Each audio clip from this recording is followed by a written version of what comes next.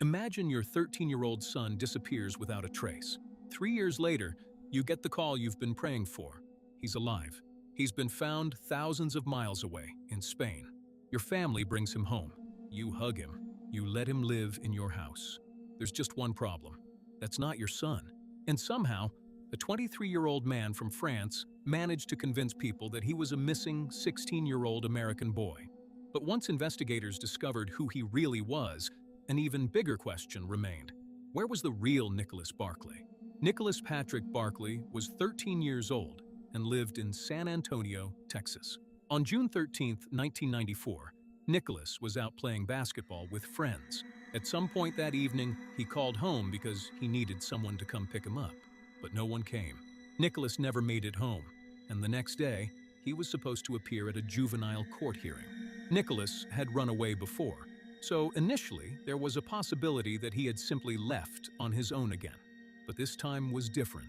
Days passed, then weeks, then months. Nicholas didn't come home. About 3 months after he disappeared, Nicholas's older half-brother reported something strange. He said he saw someone who looked like Nicholas trying to get into the family's garage. The person ran away. Police searched the area but couldn't find him, and investigators ultimately did not believe the person was Nicholas.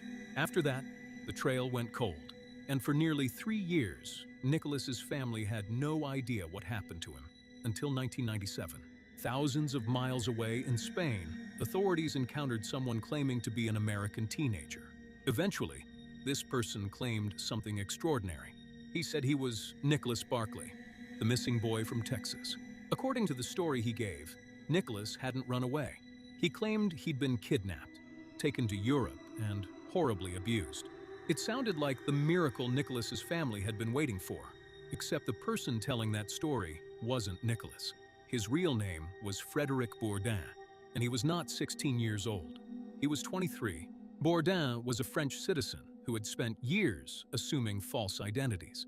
He would later become known for repeatedly pretending to be other people, and somehow, he had obtained enough information about Nicholas Barkley to attempt one of his most unbelievable impersonations. But there was a pretty obvious problem. Bourdin didn't actually look like Nicholas. The real Nicholas had light brown hair and blue eyes. Bourdin had darker hair and dark eyes. Nicholas was an American teenager from Texas. Bourdin was a grown French man with a French accent. And there were other identifying characteristics he had to account for. Nicholas had tattoos. Yes, the real Nicholas actually had tattoos at 13 years old. His official missing person description lists a letter T on his left hand, a J on his left shoulder, and the letters L and N on his left ankle. Bourdin reportedly attempted to recreate identifying marks to make himself look more convincing. He bleached his hair, and for the differences he couldn't hide, he created explanations. He claimed his kidnappers had altered his appearance. He said the trauma and abuse he'd experienced explained why he looked, sounded, and behaved differently. And somehow, it worked. Nicholas's sister traveled all the way to Spain. She identified Bourdin as her missing brother. In October of 1997, Bourdin obtained a United States passport in Nicholas Barkley's name, and then he flew back to America with Nicholas's sister. Think about what was happening here. Nicholas had disappeared at 13. His family had spent years wondering whether he was alive or dead. Then suddenly, they were told he'd survived something horrific. So now, standing in front of them was someone they desperately wanted to believe was Nicholas. And Bourdin entered their family as the boy they'd been missing for years. He lived with Nicholas's sister and her family in San Antonio. Not for one night, not for a weekend, for months. A 23-year-old French man was living with an American family while pretending to be their missing teenage relative. But eventually, the story started falling apart. One of the people who became suspicious was FBI Special Agent Nancy Fisher. She began investigating whether this person was actually Nicholas Barkley. Bourdin had given investigators an elaborate story about what supposedly happened to him.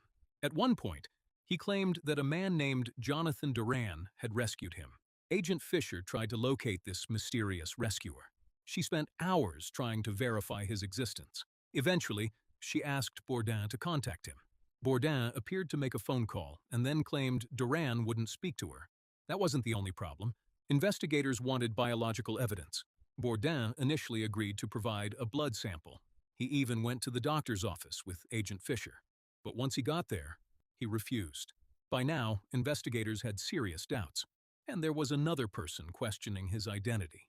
Private investigator Charlie Parker examined photographs of Nicholas and compared them with the person claiming to be him. One physical detail stood out. The ears didn't match. Unlike hair, weight, or clothing, the basic structure of someone's ears doesn't simply transform because they've gotten older. The man claiming to be Nicholas had different ears from the missing boy. The illusion was collapsing. Then, investigators obtained something Bourdin couldn't explain away: his fingerprints. On February 24, 1998, FBI employees obtained his prints. They were checked against international records, and the results confirmed it. The person living with Nicholas Barclay's family was not Nicholas Barclay. He was Frédéric Bourdin, a 23-year-old French citizen who had used numerous aliases. The missing child had never actually been found. The family's miracle was an imposter. Bourdin was arrested on March 6, 1998. Later that year, he pleaded guilty to federal charges involving the fraudulent passport, perjury, and possession of a fraudulent document. The judge sentenced him to 71 months in federal prison. That's just under 6 years. And even that part of the story was unusual. His calculated sentencing guideline range had originally been much lower, but the court increased his sentence significantly because of his conduct, including obstruction and the devastating impact his deception had on Nicholas's family. You'd think that would be the end of the story. It wasn't. Because exposing Bourdin answered one question: who was pretending to be Nicholas? But it brought everyone back to the question they'd had since 1994. What happened to the real Nicholas Barclay? After Bourdin's identity was exposed, suspicion and theories surrounding Nicholas's disappearance intensified, and Bourdin himself would later make disturbing accusations. He suggested members of Nicholas's family already knew he wasn't Nicholas. He also suggested something terrible had happened to Nicholas before Bourdin ever arrived. But this is extremely important. Those accusations were never proven. Bourdin was a prolific imposter who had lied repeatedly about his identity and his life, so investigators couldn't simply accept his accusations as evidence. Members of Nicholas's family were scrutinized during the investigation, but no one has ever been convicted of killing Nicholas, and there is no established proof that his family caused his disappearance. Nicholas's older half-brother later died from a cocaine overdose in 1998, and eventually, the investigation once again reached a dead end. So after everything, the fake Nicholas was found. The fake Nicholas was exposed. The fake Nicholas was arrested. We know who Frédéric Bourdin was. We know how he entered Nicholas's life.